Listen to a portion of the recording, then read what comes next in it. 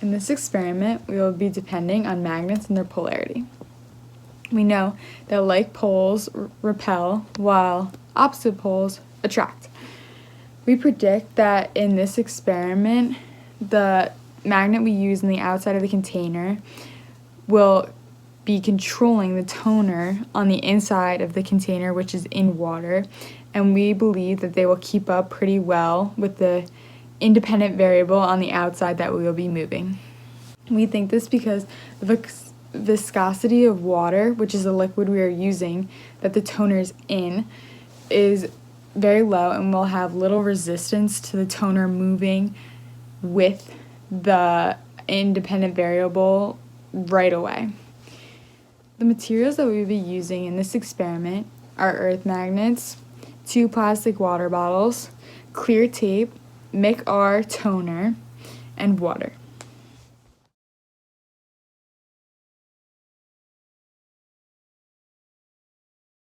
First, you're going to take the toner and fill up your water bottle.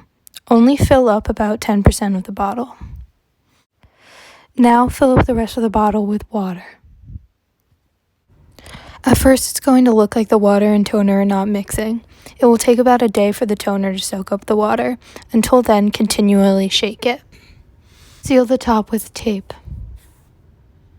When complete, hold a magnet to the bottle and watch the magic happen. When there is stored energy, the object will be pushed in the direction that causes the stored energy to decrease. Therefore, when magnets share, unlike poles, pulling them together will decrease the stored energy. Also, magnetic fields generate rotating electric charges. All electrons have properties of angular momentum. They tend to form pairs with ones that spin in opposite directions. Different poles spin in opposite directions and therefore cancel each other out.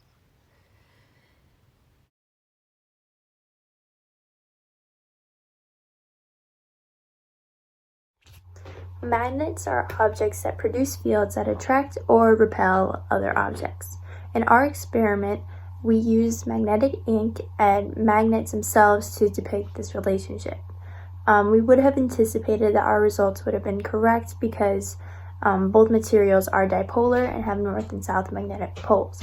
In general, and regarding magnetism, north and south poles would attract one another, and 2 north poles and 2 south poles would have repelled one another.